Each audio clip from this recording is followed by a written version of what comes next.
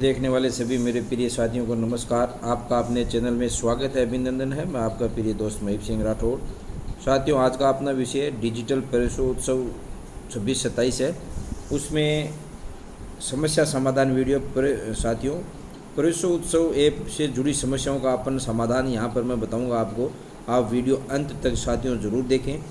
पहली समस्या आ रही है साथियों, अनेक साथियों को कमेंट में मेरे कमेंट किया है, मैंने इससे संबंधित वीडियो बनाया है कि डिजिटल प्रवेशोत्सव में कैसे ऑनलाइन सर्वे किया जाता है, उससे संबंधित।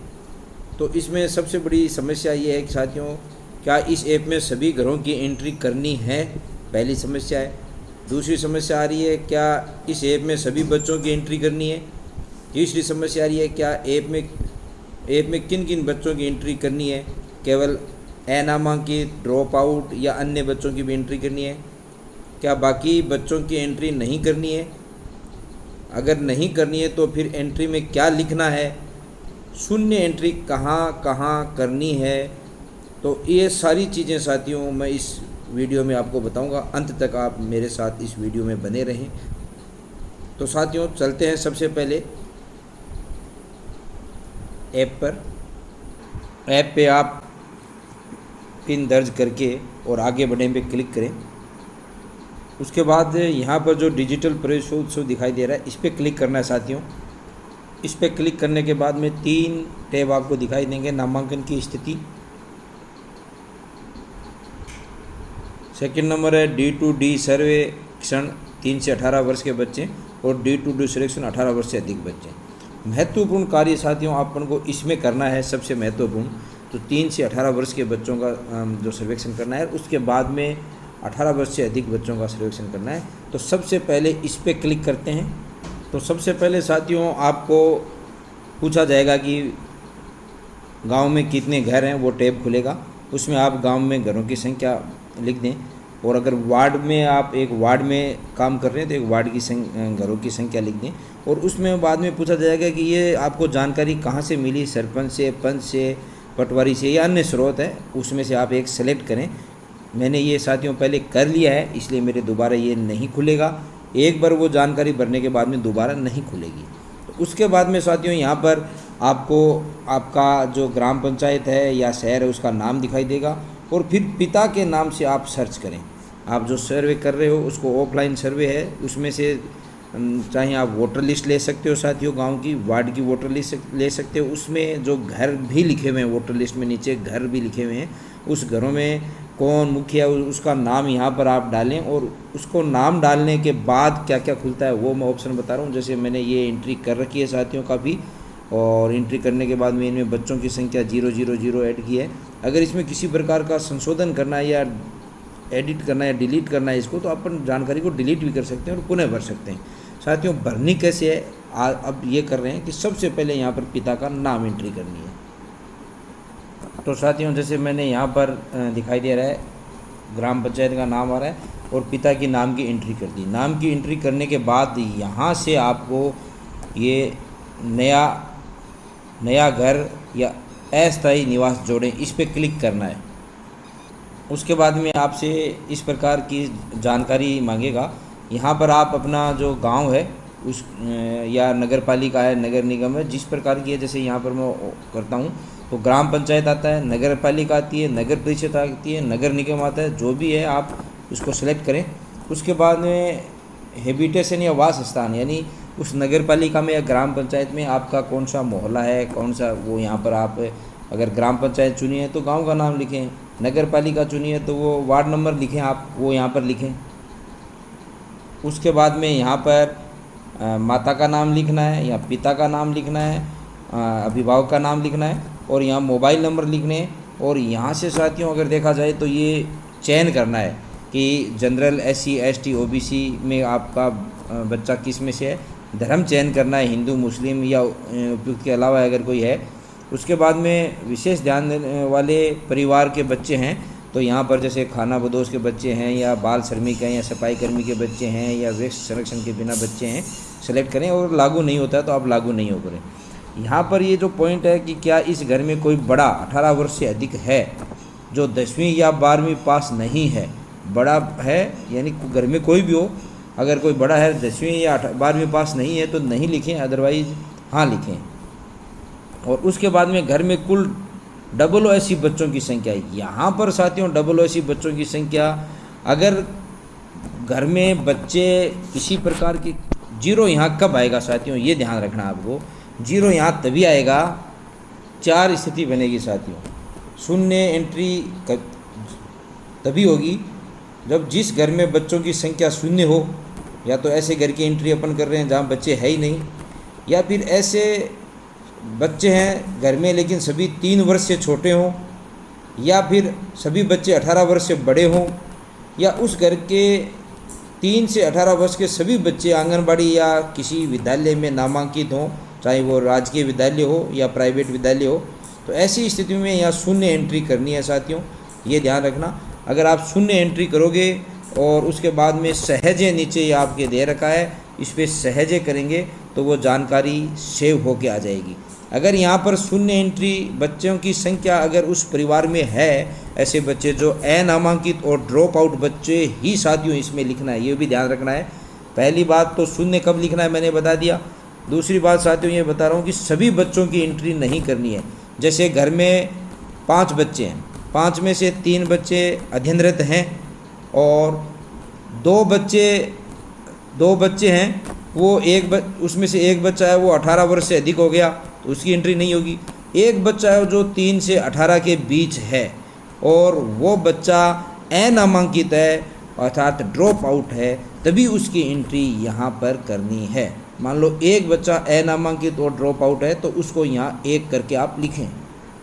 जैसे ही आप यहाँ पर 1 लिखोगे, बच्चा जोड़े का ऑप्शन आ जाएगा साथियों, बच्चा जोड़ों का ऑप्शन आ जाएगा, तो यहाँ पर क्लिक करके उस बच्चे को जोड़ना होगा। साथियों सारी जानकारी फिल करने के बाद उसके बाद में अगर यहाँ पर कोई बच्चा है तभी ये जोड़ों का ऑप्शन आएगा, अदरवाइज़ जो नीचे ऑप्शन आपको दिखाई दे रहा है सहज पर क्लिक कर दें। जानकारी उस परिवार की कंप्लीट हो गई और ये सेव होकर डेस्क बोर्ड पर आ जाएगी। जैसे पहले मैंने दिखाया था मेरे डेस्क बोर्ड पर बहुत 0 की एंट्री हो रखी है वैसे। लेकिन अगर यहाँ पर बच्चा है OOC का यानी अनामांकित और ड्रॉप आउट आपने भर दिया है तो फिर साथियों जोड़ों पर क्लिक आपको करना होगा। प्लस पे क्लिक करने के बाद में एक नया इंटरफेस खुलकर सामने आएगा। वहाँ पर यहाँ पर पिता का नाम बच्चे का दिखा रहा है, बच्चे का नाम यहाँ पर दर्ज करना होगा। उसके लिंक का आपको यहाँ पर चयन करना होगा। क्या बच्चे की जन्म तिथि उपलब्ध है, हाँ या नहीं, नहीं है, हाँ है तो यहाँ पर कैलेंडर से आप यहाँ पर जन्म तिथि लिखें, बच्चे की आयु आ जाएगी अपने आप। और विशेष आवश्यकता वाले बच्चे हैं तो ही लिखें, अदरवाइज़ नहीं लिखें। तो साथियों जैसे मैंने बच्चे की जन्म तिथि नहीं है, इस पर क्लिक करते ही जन्म तिथि वाला ऑप्शन है वो गायब हो गया और आयु ऐसे ही आप दर्ज कर सकते हैं। उसी प्रकार विशेष आवश्यकता वाले बच्चे में लागू नहीं है, दृष्टि दोष है, श्रवण दोष है या मानसिक विमंदस है या अस्थि दोष है या अधिगम अक्षम है, इन 5 स्थितियों में से एक आपको सिलेक्ट करना होगा। 6 स्थितियाँ लागू नहीं है, अगर सही है तो लागू नहीं है सिलेक्ट करें। जैसे ही मैंने बच्चे का नाम XYZ लिखा, यहाँ पर ये XYZ का लिंग, XYZ की जन्म तिथि, XYZ की आयु दर्ज, XYZ की शैक्षणिक स्थिति का कॉलम और खुलकर आ गया। तो इस वर्ष नामांकन योग्य आपको लिखना होगा और उसके बाद में यहाँ पर जो नीचे सहजे लिख रखा है साथियों, इस पर क्लिक करना होगा। ये मैं आपको एज ए डेमो बता रहा हूँ साथियों। तो इस प्रकार लिखा होगा डेटा सफलतापूर्वक सहजा गया, ठीक है पे क्लिक कर दें। उसके बाद में पुनः D2D सर्वेक्षण वाला वो ऑप्शन 3 से 18 वाला खोलें साथियों। तो यहाँ पर साथियों पिता का नाम है, यहाँ पर माता का नाम है और ये जो बच्चा मैंने एक अभी जोड़ा वो यहाँ पर प्रदर्शित हो रहा है। और ये जो 0 बच्चे अन्य परिवार को जिनका मैंने सर्वेक्षण किया है उन परिवारों के लिए, तो गांव के या वार्ड के जिस वार्ड का आप सर्वे कर रहे हो प्रत्येक परिवार का सर्वे और प्रत्येक घर का आपको सर्वे करना चाहती हूँ, चाहे उसमें बच्चे हों या न हों, चाहे अनामांकित तो ड्रॉप आउट बच्चे हैं या नहीं है, सर्वे आपको सभी का करना है। और जिन जिन परिवार में जिन घर में अनामांकित बच्चे हैं उनकी एंट्री यहाँ पर आपको करनी होगी। अगर अनामांकित या ड्रॉप आउट बच्चे नहीं हैं, जो 5 स्थितियाँ मैंने बताई उसके अनुसार, तभी 0 लिखना है और 0 लिख के डाटा सेव कर देना है साथियों। उसके बाद में ये सारी, अगर मान लो अपने को लगा कि ये डाटा गलत है तो यहाँ से डिलीट भी अपन कर सकते हैं। डिलीट का ऑप्शन अपने पास उपलब्ध है। उसके बाद में आप होम पेज पर आएँ। जैसे सारी आपका सर्वे हो चुका है एक दिन का सर्वे करने के बाद में उसके बाद में आप होम इन ये जो 3 डॉट यहाँ पर आपको साथियों दिखाई दे रही है, इन 3 डॉट पे क्लिक करना है ऊपर की साइड में। इसमें 3 प्रकार की चीज़ें खुलेगी, मास्टर, डाउनलोड, डेटा सिंक और रिपोर्ट। जैसे ही आप डेटा सिंक पे क्लिक करेंगे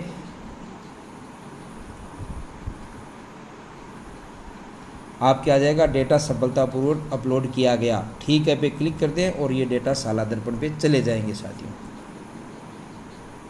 फिर आप रिपोर्ट पे क्लिक करें और रिपोर्ट जांच कर सकते हैं साथियों कि अपनी रिपोर्ट क्या क्या है, क्या क्या आपने कितने एडमिशन हुए हैं, कितने सारी जानकारी आप रिपोर्ट पे क्लिक करके ले सकते हैं।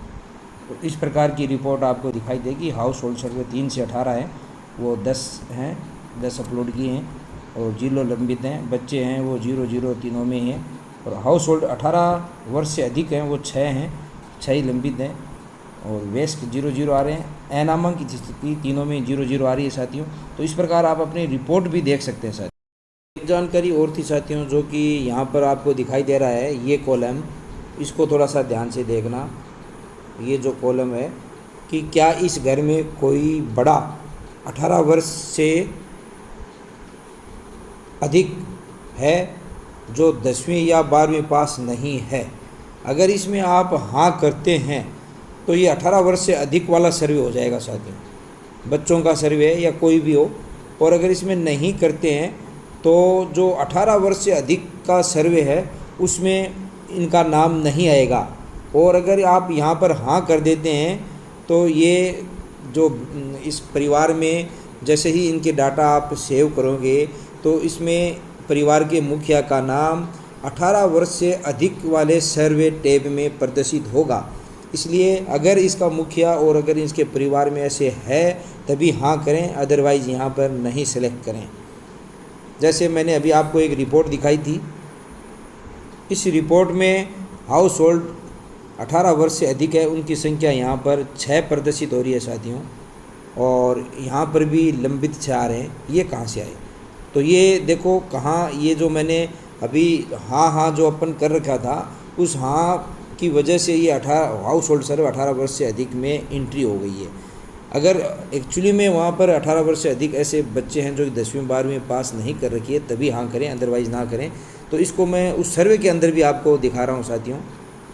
ये जो अपना 2 प्रकार का सर्वे है, ये D2D सर्वे है 3 से 18 वर्ष के बच्चों के लिए और ये D2D सर्वे 18 वर्ष से अधिक बच्चों के लिए। तो वो जो एक ऑप्शन है वो इसके लिए है साथियों। अगर ये सर्वे साथ में ही हो जाता है परिवार का, ये दोनों सर्वे साथ में होंगे। अब जैसे 18 वर्ष से अधिक मैंने वहाँ पर लिख रखा था कि जो 10वीं व 12वीं पास नहीं ऐसे 18 वर्ष से अधिक है परिवार में कितने हैं, तो वो मैंने जैसे यस कर दिया 6 में। इसलिए यहाँ पर इस सर्वे को खोलते हैं अपन, देखो यहाँ पे तो साथियों वो ये 6 वो दिखा रहे हैं 18 वर्ष से अधिक वाले हाउस होल्ड सर्वे में। जो मैंने वहाँ पर इन 6 परिवारों में जो लाइन आती है वो सेकंड लास्ट कि भाई इस परिवार में 18 वर्ष से अधिक कोई 10वीं या 12वीं पास नहीं है, ये संख्या मांग रही है, तो उसमें हाँ हो गई थी इसलिए 6 आ रहे हैं। अगर ये एक्चुअली में गलत भी भरा जाता है तो यहाँ से आप उसको डिलीट भी कर सकते हैं यहाँ से साथियों। तो ये जानकारी ध्यान से भरें साथियों, ये इसलिए मैंने ये आपको बताया है।